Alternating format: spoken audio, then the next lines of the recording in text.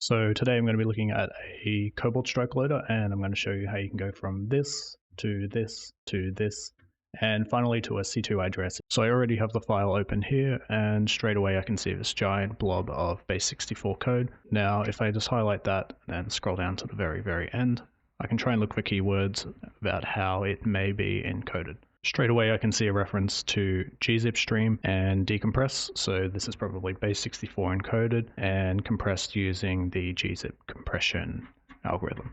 So straight away I can go ahead and open that, paste it in the CyberChef, and apply the from Base64 and the opposite of GZIP, which is gunzip. Now once I have those two applied, I can go ahead and take the output script. Opening up a new script, we can see this big long PowerShell commands, and we can see another reference to from Base64 string. And if we highlight the variable that it's being assigned to, we can see a reference to BXOR, which is a binary XOR with the key of 35.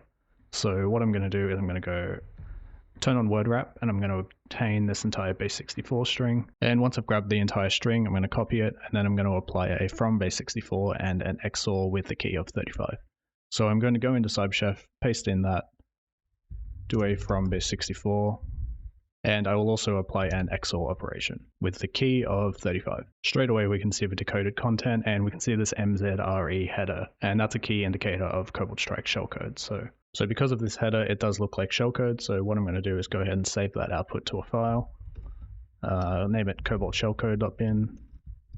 And now I've saved the file to my malware folder. Now what I'm going to do is going to open up a command prompt, and I'm going to use the SpeakEasy emulator to run the shellcode and tell me what's happening. So I'm going to type in SpeakEasy -R for raw, which is because we're working with shellcode, -A for x86, and I'm also going to go with -T to give the file name.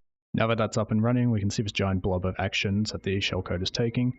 It looks like it's doing the same thing over and over and over again, so what I'm going to do is hit Control-C, and now that I've hit Control-C, the emulation has stopped, and I can see all this output on the window. See that it's making a request to privatevpncisco.com with a misspelling in the I in private, and if I scroll up just a little bit more, I can actually see another reference to the user agent. I can see WinINet, Internet Connect A, and I can see a C2 address of 46.166.169.34. And if we scroll back down to where we started, we can see the user agent and a very suspicious domain name of privatevpncisco.com with a spelling error.